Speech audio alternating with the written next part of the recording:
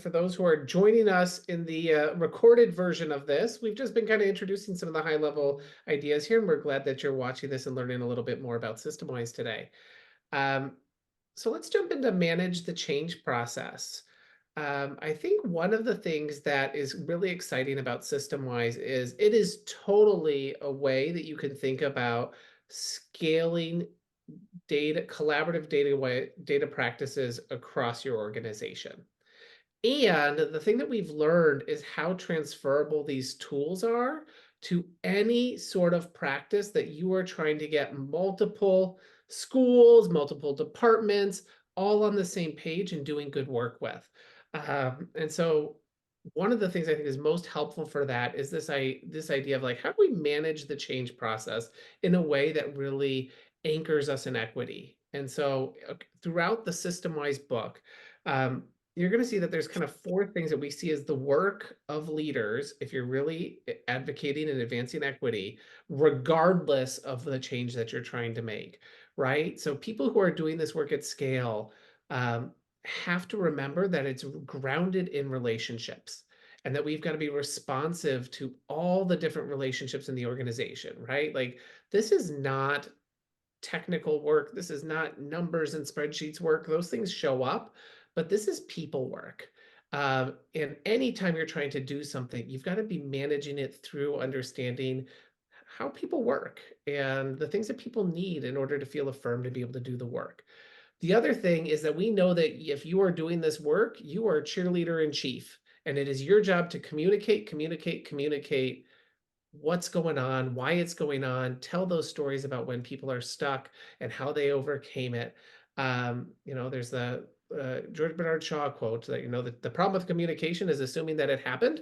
And part of our work is as leaders is to actually confirm that communication happened. So we've got resources and tools and ways that we show that leaders have done this work. And Kathy attended to this, right? You've got to have that plan. You've got to map the movement of where you're going. You have to know kind of what are the steps along the way, not lockstep and blindly follow it, but in a way that understands that things are going to come up and you've got to be able to change it. And if you're not talking about power and power relationships, who has it, who doesn't at a school level? What kind of power and agency do kids have? Families, other folks? What happens when people disagree with kind of the general direction that people want to go? These are conversations that you need to be attentive to. You need to know how you're going to show up in them. And so we tell a lot of stories of leaders in this book. What I love about looking at our attendee list right now is like there are people in this room already who are, pictures in this book. They are stories that are showing you how this is actually happening. And I think that's really an exciting part of what's here is that there's so many experts that are bringing their best thinking to bear. And part of the reason why is because the goal here has been to be, radically inclusive as we do this work. And Carmen's going to share with us, and this seems to be what's really hot in the chat, Carmen, so no pressure. No pressure. We've got folks wanting to just know more about the practice of radical inclusivity as it relates to collaborative improvement work. We want Mhm. to know who should be part of these teams if you're doing this work at a district level. Yeah. And so if you could answer both of those, I think that would, have Megan Lockwood and Tom Buffett here really excited. Okay. Great. Thank you for those questions. And thanks, Adam, for the handoff. Um, when we wrote this book and we were thinking about practicing radical inclusivity, um, I was definitely thinking about our industry as educators has been very service oriented, right? And so when we use the word service, we have mental models around doing for, nurturing, taking care of. And when you are a system leader, a system level leader, a central office leader, um, you very much feel the weight of that responsibility to take care of others and to do for others, create space, command resources, allocate. And it's a very service for hierarchy, hierarchy. And a lot of the power is held at the top where resources and decision making all happens. So to practice radical inclusivity is to really shift the culture of schools and school districts to more of a with model.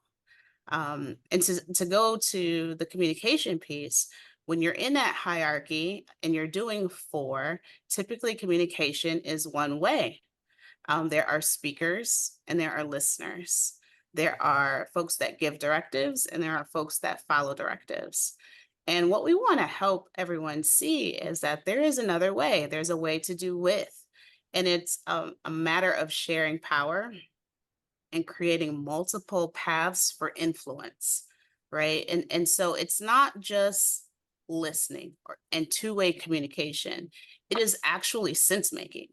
It is creating a space of vulnerability by acknowledging what we don't know and leaning into the wisdom of the collective so that we can all know and share together. And so, to answer the question about who needs to be at the table, some of everyone.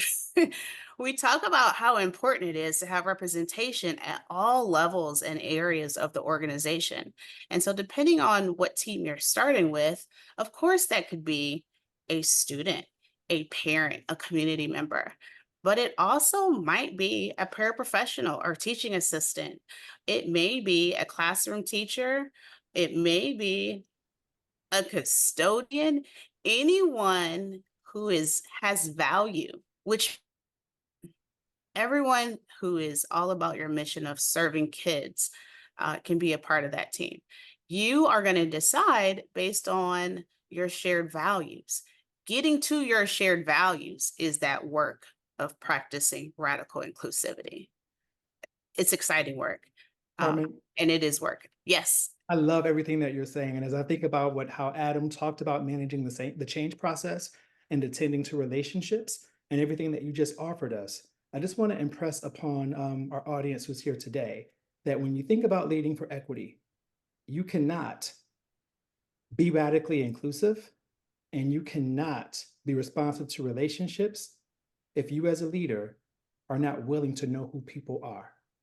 Mm. And by that, we have to have increased comfort having conversations around race and class and historical differences that people have experienced in the United States and abroad. We have a lot of practitioners in Australia and in Brazil who have had to confront some deep historical ills that enter our schools because they're a part of who we are. And it's very important that when you invite a custodian or a paraprofessional or somebody who you might see as lower status to a conversation, that they're able to participate fully and bring the expertise that we all have within them to the conversation as an equal partner. And this work is radical. It is equity focused. And if you don't have the conditions in place, if you don't have evidence in your school system right now where people are talking about transgender, using the word, understanding people's lived experiences who've had to confront the biases that people who are transgender experience. If you haven't had those kinds of experiences, your system is not nearly as radically inclusive as it can be. And what And I you love need this about, book.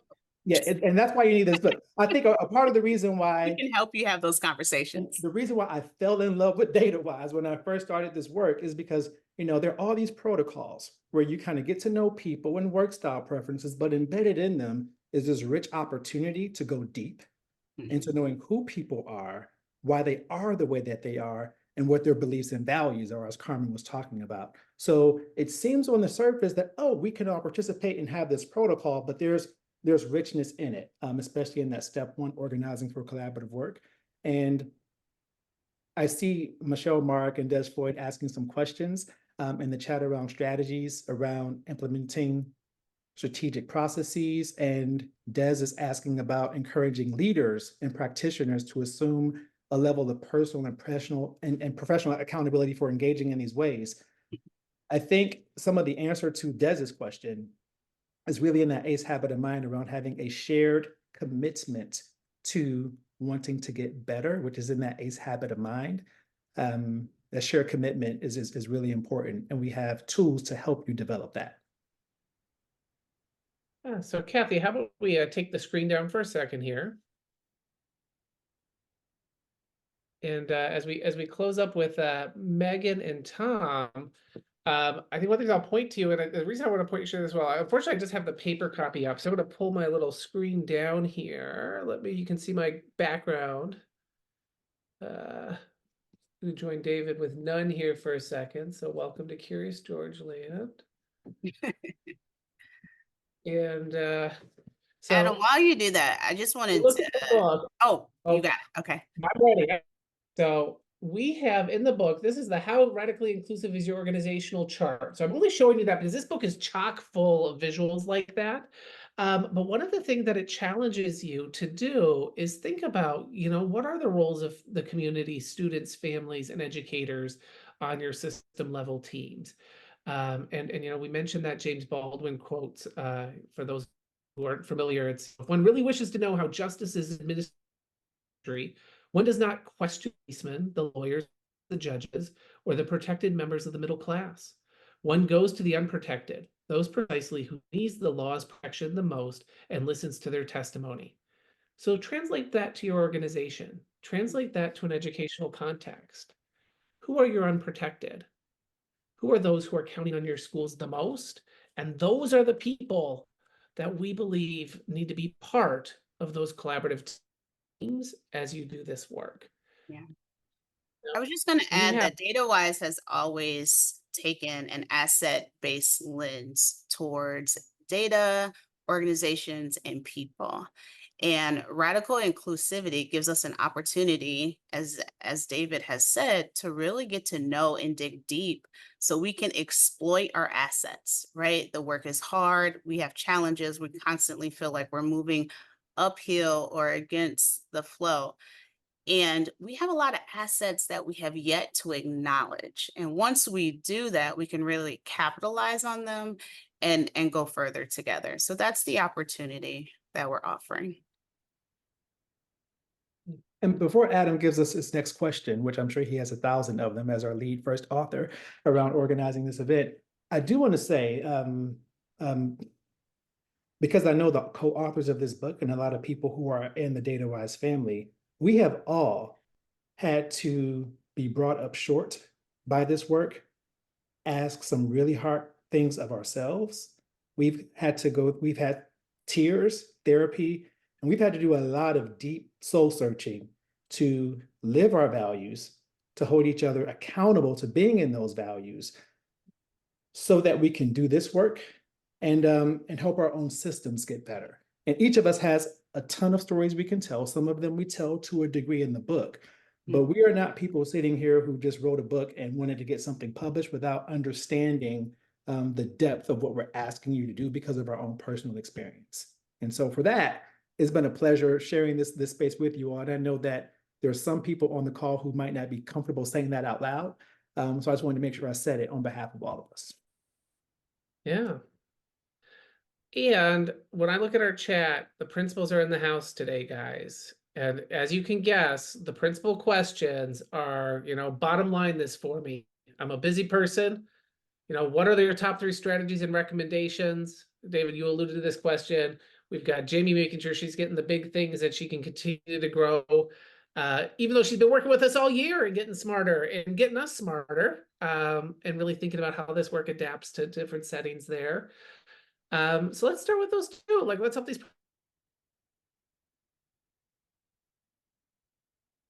Think about getting people involved, buying in. Oh, did I freeze? Kathy, do you want to talk about buy-in? Oh, you're on mute, Kathy. Kathy, you're on mute.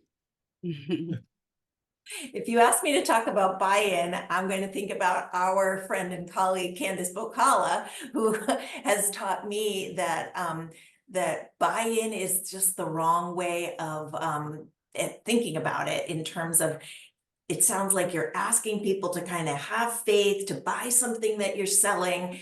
And really the thing we want to be working toward is collective ownership, and the idea that people have had enough of a voice as this work is being integrated into your system, that they feel like it's their work. It's not yours and they're buying into it, but it's ours. And the term of collective efficacy can be really powerful here. The idea We know that self-efficacy is a belief I can do it. Collective efficacy is the belief that we can do it. And we're finding that nothing sort of supports that belief more than having some success with trying it. And so we kind of encourage you to find a group of people who are willing to explore these ideas. You don't need to go system-wise at the whole system from the beginning. You can start with a group of people who just see a systemic issue and they want to explore it further, collect some more information about it, try something, hear some voices about it. And that way, when sort of people have a lived experience that something is valuable and helps them do their work better, that's how you get the collective ownership that Candace would be so happy to hear us talking about. Absolutely. And in a very concrete way, you could think about, I'm looking at Michelle Mark's question, which is the impetus for this part of the dialogue. Think about students who are receiving special education support. And what would it mean to be radically inclusive and ensure that there's shared ownership of your entire system as a school? It might mean having direct conversations with teachers and families and students and district leadership around what the vision for success looks like for children, which takes time, it takes intentionality, it takes listening to the people who are most central to the problem. And then that is a way of getting real shared ownership when you have shared accountability for results. And it's a different way of working. I think it's a more impactful way of working. It's not as fast, it's harder, but the outcomes are greater. Carmen, any thoughts on this shared ownership piece, knowing this is your day-to-day work? Carmen is a assistant It's my superintendent. life. Yeah, I will say that unfortunately or fortunately, seeing is believing. And so as leaders, we have to put folks in positions so that they can see themselves as capable and competent, right? So little bits at a time, step by step, bite by bite, we give people opportunities and create conditions where they can see themselves differently. And then they can see beyond themselves, right? And so that's the opportunity and the work of leadership, is to help folks see that they can do this, we can do this. And then, as Kathy said, it's there. There is no buy-in. They've already owned it, because they have collected data on their practice, and that's the momentum, that's the energy, that's the motivation. Yeah. Yeah. So let's pivot a bit here. I think Des has given us a pretty tough one that we definitely see as well, where there's encouraging folks to do this, and some people might not be ready. Some people might not be thinking that it's their responsibility. And he talks about that he calls us back to what David shared about modeling, and so I think there's a dual question here, right? Like, how do you deal with resistance, and how do you deal with, differing beliefs as they show up in this work? Carmen, what do you think about giving a first? Oh, absolutely. I'm gonna probably always go back to the why. We talk about that early on in the book and in every chapter. We have to go back to our why. So explicitly naming that as a small team, as a group, as a collective, and then creating some accountability to the why.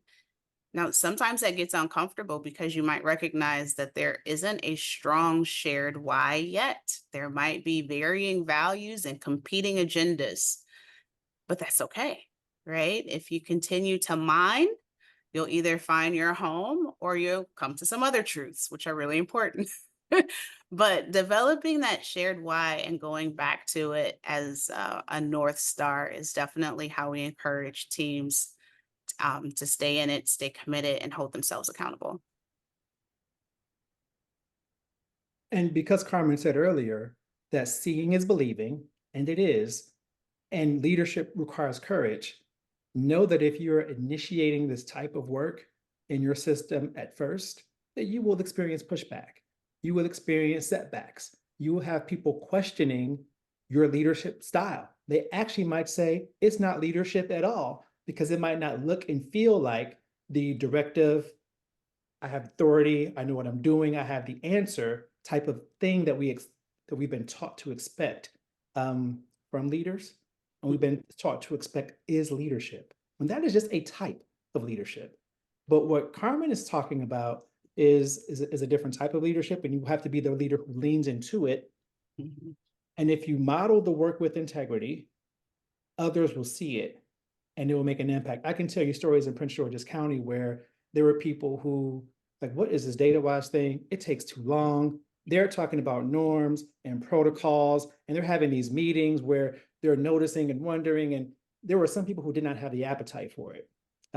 These rolling agendas and keeping us organized and structured. But then something began to change because there were a group of people who stuck to process, where others became curious about how that thing was working. And it was so fascinating to see some of the people who might have been seen as the people who were most resistant become folks who really helped to sustain the work over time. Because once they saw the power of it, they didn't want to let it go. And without getting into too many details, there are like many stories I can tell about how that works. So the work is worth it.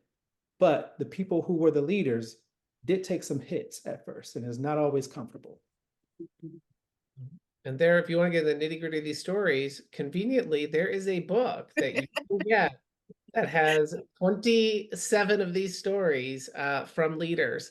And hopefully Brittany or Kelly, are you able to put into the chat kind of that code for folks who are able to get that discount today? And while you're doing that, like I want to close up on this with or on this section with also just one of the big ideas that anchors the book.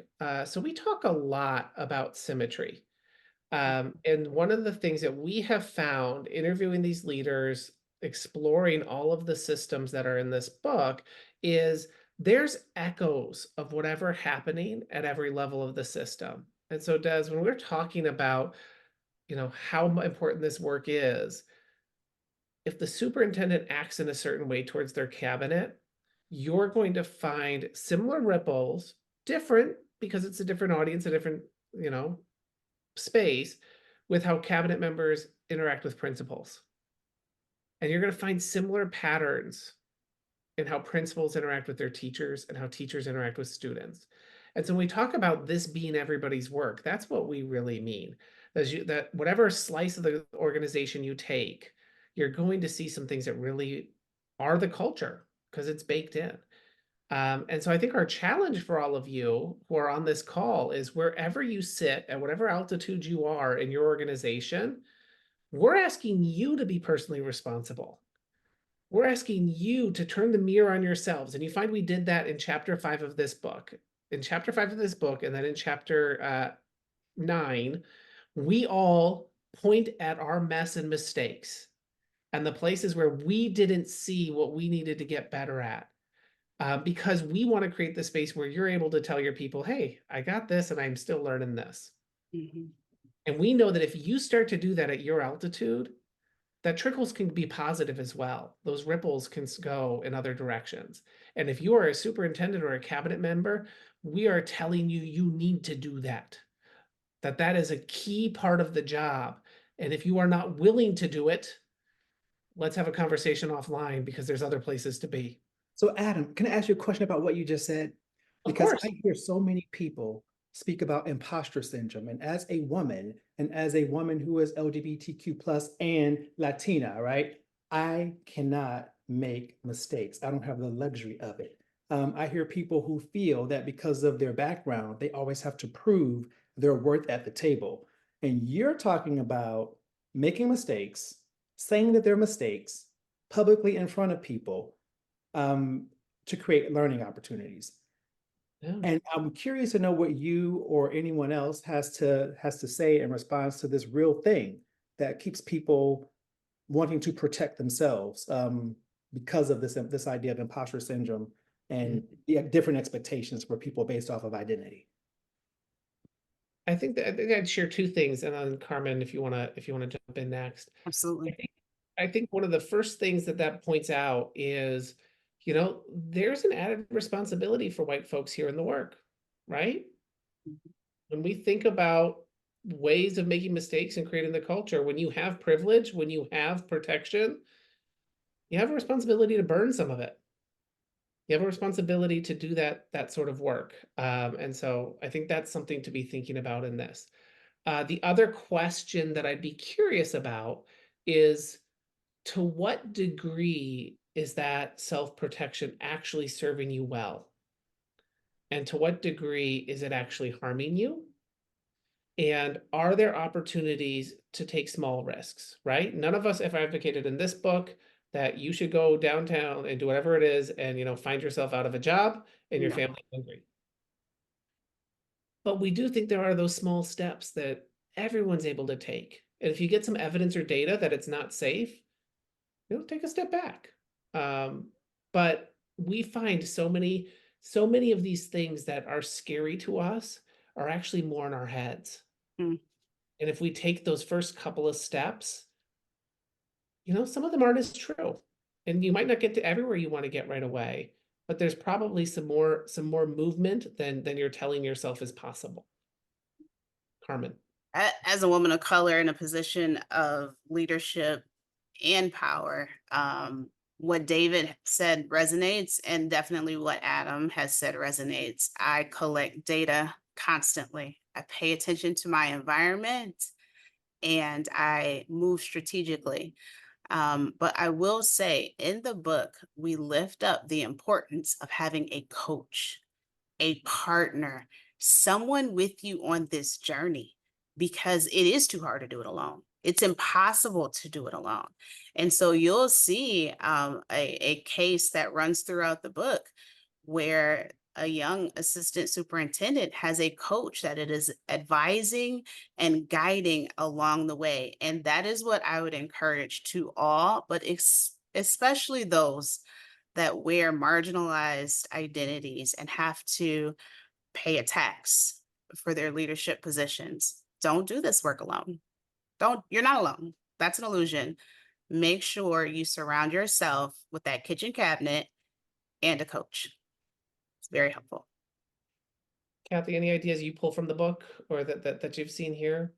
I feel like I'm just thinking of the question that Raphael put in the Q&A. So Here, that's the next one. So mind is jump, elsewhere that's right now. yours. Do it. Now I just can't add to those beautiful thoughts that the three of you have shared. I just appreciated Raphael's question about the advantages and disadvantages of starting with DataWise, starting with SystemWise. Should you get DataWise literacy before you go into SystemWise? And we did write the book so that if you're a system level leader and you haven't read DataWise, you can still become SystemWise just by reading this book.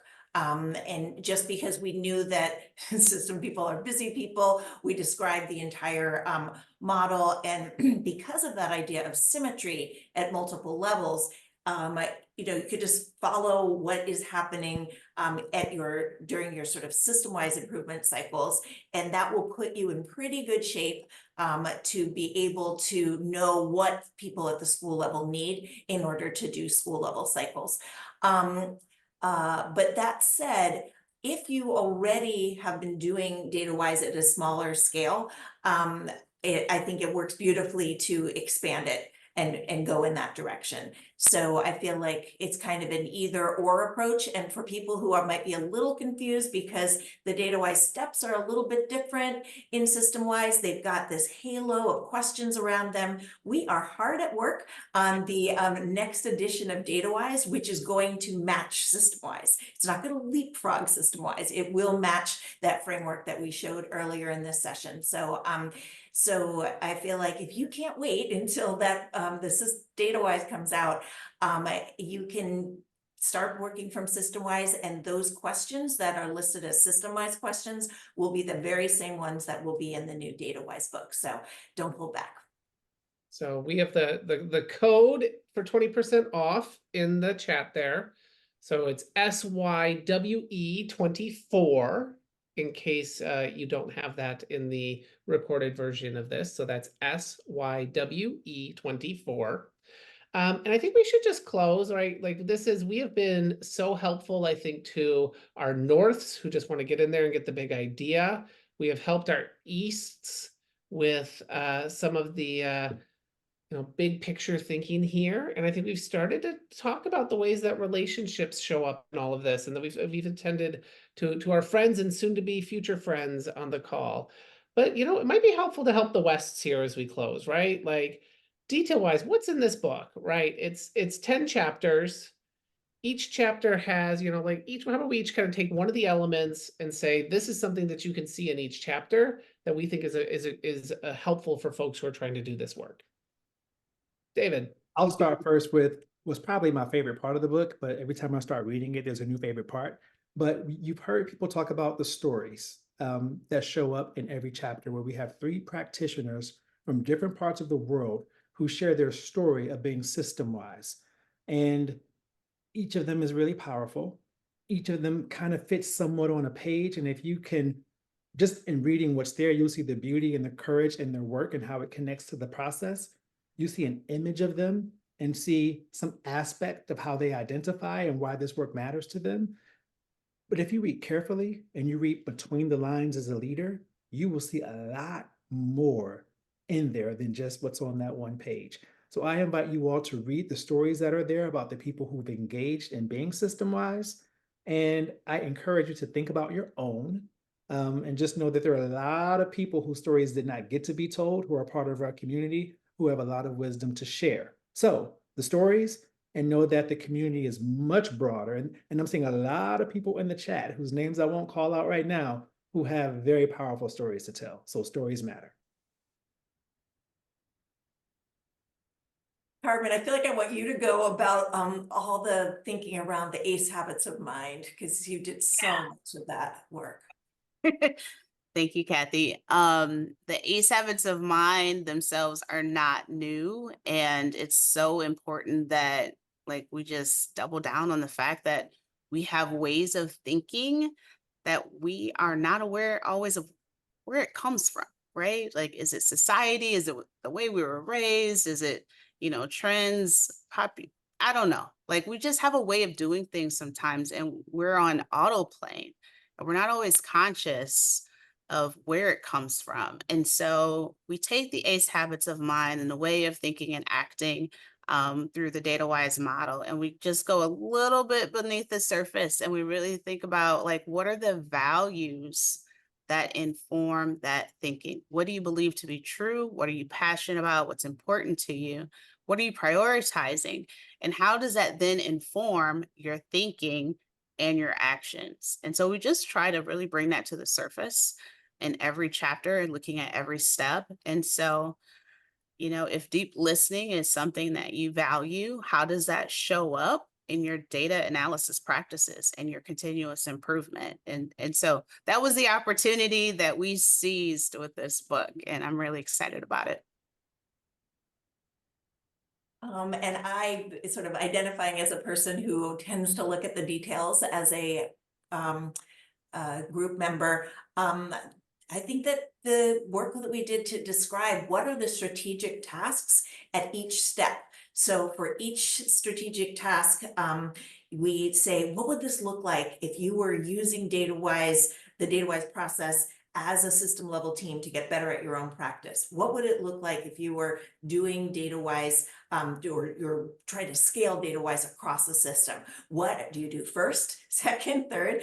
And I think that for certain readers, that level of clarity about the tasks that need to be accomplished might be really helpful. And I will close it here. What I hope has come through is, we're a writing team of practitioners. 3 of us are at best probably pracademics that are so rooted in what's actually going to be different on Monday morning. And so whatever part of the book you're in, there are key pieces where there's actual tools you can use. But then even when we talked about the stories that David talked about, each and every story has like a very concrete little nugget thing that you could just pick up and do Monday morning in your building, right? So there's that level of granularity of what does this actually look like? You know, when we create tools or put them in this book, it's because they've actually been used with educators multiple times, co-designed with educators, refined. And so everything that you're getting has been pressure tested other places. And that what that means is, one, we know that it works some places. What that means too is we know that you are smart enough to hack it. You are smart enough to take it and make it work for you. And as Kathy was sharing, that we have all these steps, and we know that you're smarter than anything we put in the book, and that you're going to have this great responsibility to be a co-author with us by actually taking it and making it your own and making sense of it and making meaning of it. You know, I think we've written a good first draft here that they've let us publish, and we know that you are going to take it to that next level and really make it worthwhile for other kids. I think I speak for all of us when I say we write so that others along with ourselves can do. We don't write just to read or just to think about. If you came here just for some cool ideas, great, have it. Our people are the people on this call who want to devour it, rip it up, and find all sorts of things that are really going to benefit kids.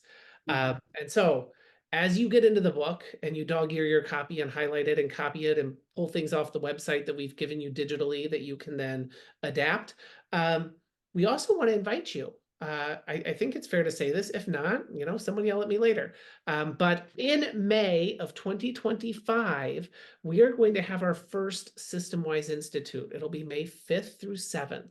And so if you read this book and you're like, hey, I want to join a community of folks doing this work, I want to go really deep and think about these things, we will have an application up, and folks who could join us for an institute on Harvard's campus from May 5th through 7th and really explore these ideas together and co-learn and co-create.